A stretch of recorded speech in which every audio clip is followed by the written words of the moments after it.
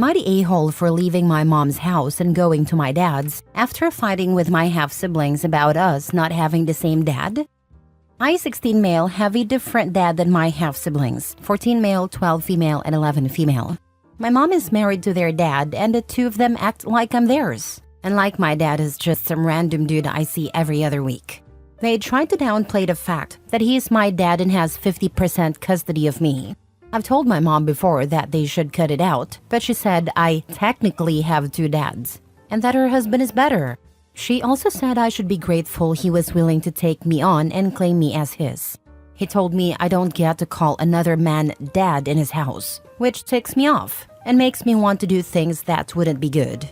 My half-siblings know I live somewhere else every other week, but they treat it like it's totally normal for someone to be with a non-parent half the time. They always tell me that their dad lives there and that I shouldn't call someone else dad. I found photos of my dad holding me when I was born and showed them, but they still acted like it was wrong.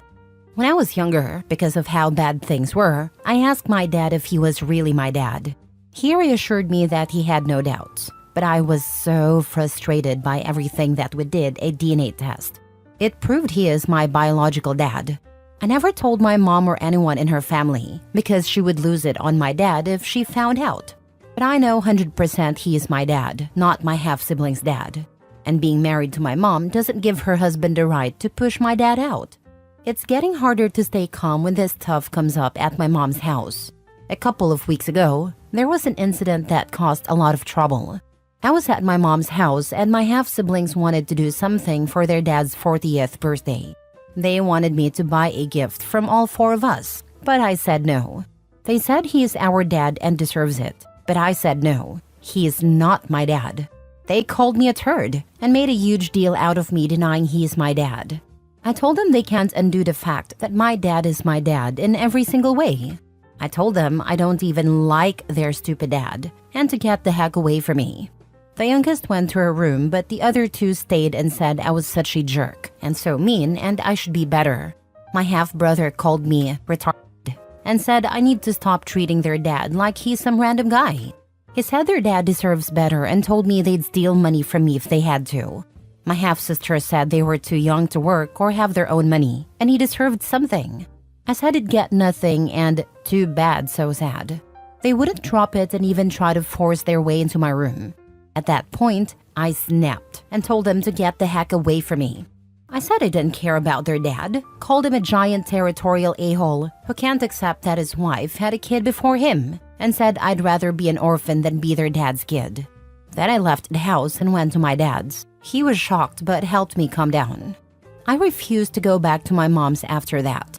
She called the police and they asked me if I'd come home. I said not willingly. Now my mom has filed in court, wanting my dad to lose custody for not making me go back. I'm also getting so much grief for leaving and for fighting with my half-siblings. When my mom found out why, she told me I need to be grateful for my real dad, meaning her husband. Am I the a-hole? Now for the top comments. Not the a-hole. Your mom sounds like a real piece of work. You're 16. The court will take your preferences into consideration. Hopefully you can live with your dad full-time and get away from your mom, her toxic husband, and her awful bratty kids. Not the a-hole. Your mom and her family have been practicing what is known as parental alienation, trying to make you see your dad as less important than your stepdad. That's absolutely wrong. And if you tell the court exactly what's been going on, you won't have to return. Be sure to mention how many times you've asked them to stop denying your parentage, and the fact that your stepfather won't even let you call your own father dad. And OP, start writing down everything you remember happening ever with this. Dates, or at least general ideas of when, what they said or did, who was there, all of that. Not the a-hole. Your mom must be delusional, or she must have been cheating with her husband the whole time she was with your dad. If you really care what she thinks and prefer to stay with your dad full-time, send her this posting and let the games begin. I don't care what she thinks, but I still don't think it's a good idea for her to know about the DNA test either, and I mention it in my post. Next story. Am I the a-hole for telling my stepmother she was never important to me and telling my younger brother what she said? My dad and stepmother got married when I, 17 male, was 9. My brother, 15 male, was almost 7. Our mom had died 2 years before that. It happened quickly, but we managed to adjust. My dad always had a bad relationship with our mom's side of the family, and when she died, he tried to cut them off from us. However, our grandparents were granted visitation rights before he met our stepmother. When my dad and stepmother got married, it was obvious she didn't like the visitation arrangement. My dad and grandparents used an app where they could request specific days, and my dad had to approve at least 3 a month. That's how it always worked. We were frequently asked when we returned home if our grandparents had mentioned our stepmother or said anything mean about her. We always told them the truth. Our grandparents didn't talk about her at all and rarely mentioned our dad. When we visited, we did fun things and sometimes something to remember our mom. What my dad and stepmother imagined those visits to be like was entirely different from reality. Mother's Day was always a contentious time. My grandparents got Mother's Day the second year after Mom died, just before Dad's wedding. They continued to request it every year. My dad and stepmother didn't like it. But when Dad asked if we'd rather spend that day with them instead of our grandparents, I said I liked being with Mom's family. My brother felt the same, so Dad approved it every year. My stepmother hated it. The app used for visitation has its own calendar, and once a day is approved, my dad can't reverse it unless my brother and I are sick. A while ago, Dad approved a date without realizing it was my stepmother's birthday. She was angry. While I was at my grandparents' house, which my dad and stepmother didn't know, she called and told them they had to give up the day because it was her birthday. They refused. She then went on a long rant, accusing them of acting entitled to time with us and claiming they didn't realize she was the most important woman in our lives. She even said she was equally, if not more, important than our mom ever was because we were so young when Mom died. She told my grandparents they were nothing and that sooner or later they'd realize she would always come before them in our lives. Her words enraged me. She had no idea I was there or that I heard everything she said to my grandparents. When I got home, I started yelling at her, telling her I heard it all and how awful it was for her to speak to my grandparents like that. I told her she was never important to me and would never come before them. I said she's not my mom. I never saw her as family, and if she and my dad ever divorced, I wouldn't stay in touch with her because she was never actually important, just someone who was there. When my brother got home from a friend's house, I told him what she said and he was furious too. When my dad got home and found out what happened, he told me to apologize. I refused.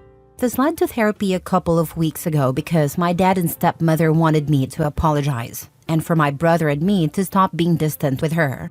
They said it wasn't fair. In therapy, my brother told them she wasn't his mom either and said she wished Dad had never married her. He even said he hoped they'd get divorced because he didn't want to live with her anymore. My dad and stepmother are furious, especially because I told my brother about what she said. Dad accused me of ruining the relationship, saying I treated her badly, when all she was doing was explaining how she'd raised us and been part of our lives longer than our mom. He said I went nuclear on her and should have been more understanding. Am I the a-hole? I'm sorry. My heart goes out to you. Losing a parent is devastating, and having a stepmother treat you like this only makes it harder. You don't have to like her, but maybe try to find peace for your own sake. Not the a-hole.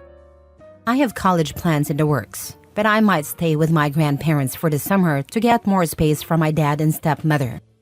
Not the a-hole. The fact that she asked you if they spoke badly of her is a huge clue as to how her mind works. She assumed they would trash talk her, because that's what she does and would do.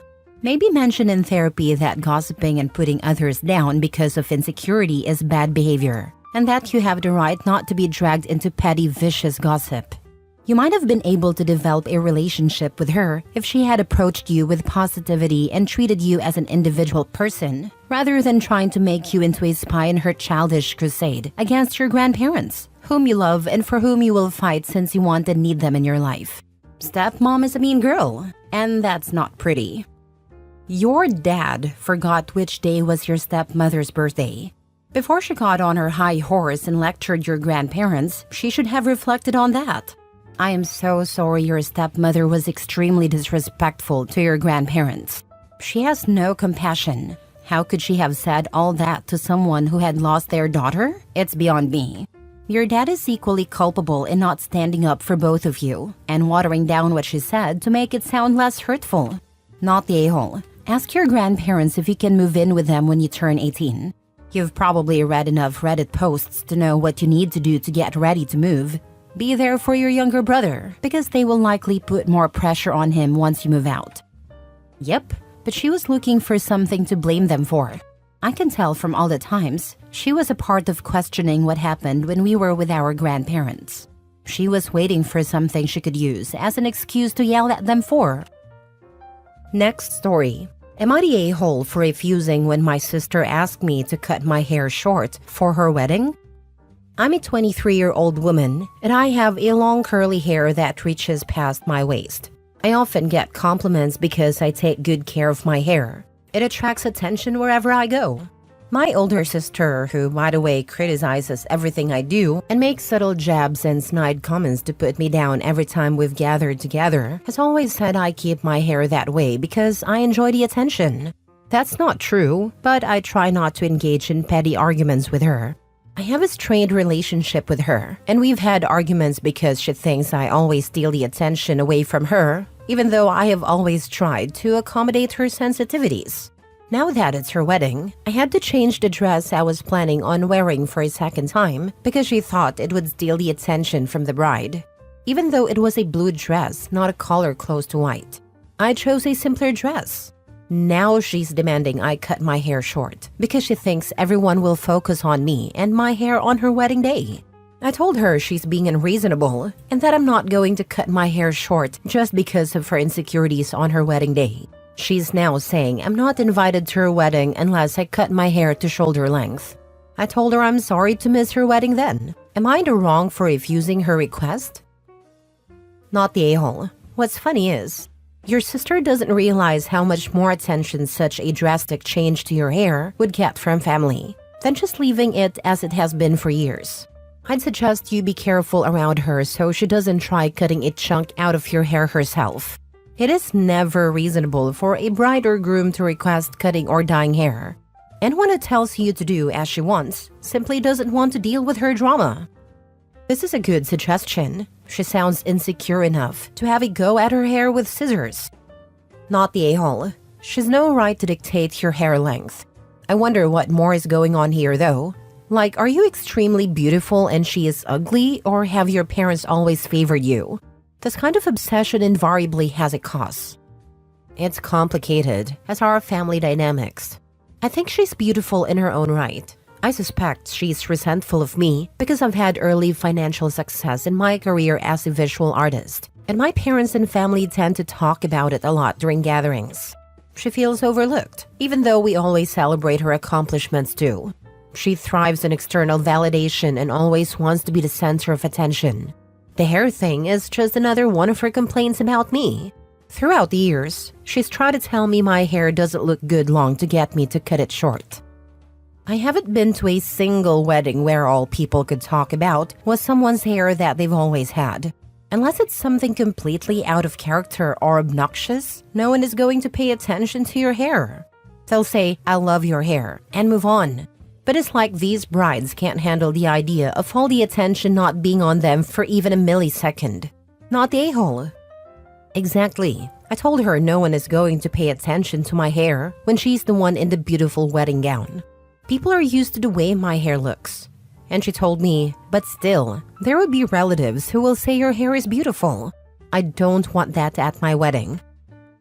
Last story. Am I the a-hole for telling my son that family is more important than school? My son Damien, 14 male, takes school seriously.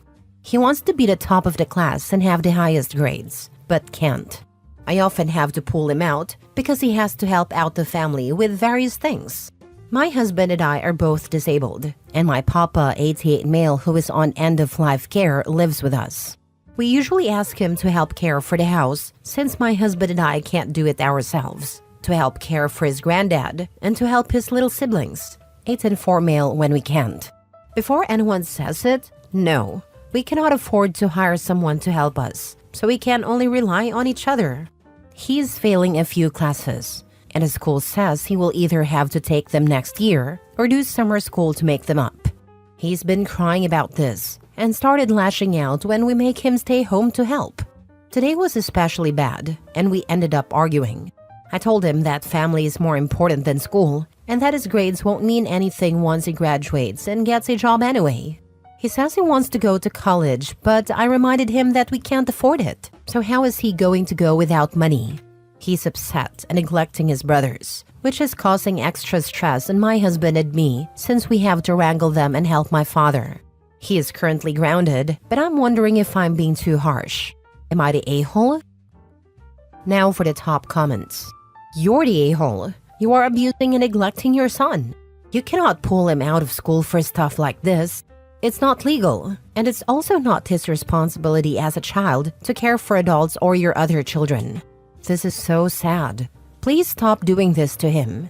This situation is unfortunate, but it's not Damien's fault or responsibility, and you are abusing your authority as his parent to benefit yourself at his expense. You keep saying family is more important. Is Damien not family? Or does that sentiment not apply to him when you need something from him? What about when he can't pass to the next grade or get into the college he wants because you decided your needs and wants were more important? You are doing your son a great disservice and owe him changed behavior and an apology. You're the a-hole. Your son is not a babysitter, not an extra set of hands, not a parent. You can apply for assistance through whatever insurance your father has. Your insurance should also provide some home help aid for you and your husband if you are so disabled that you cannot care for your children. Also, if you cannot care for your children, why the heck did you take on your father too? I don't need you to reply, but there has to be other family that can help. I sincerely hope your son's school reports truancy since you keep pulling him from school. You are selfish. Selfish to take on another adult you can't care for. Selfish to ask your son to parent your children. Selfish to put so much responsibility on a young person's shoulders. Selfish to destroy his future for the sake of your present. Do not be surprised when he goes low to no contact because when you need more help when you're older, it won't be the son who helps you. To your son, my family had no money for me to go to college. I supported myself, got my master's degree, and lived very happily. It's a struggle. But I did it, and so can you.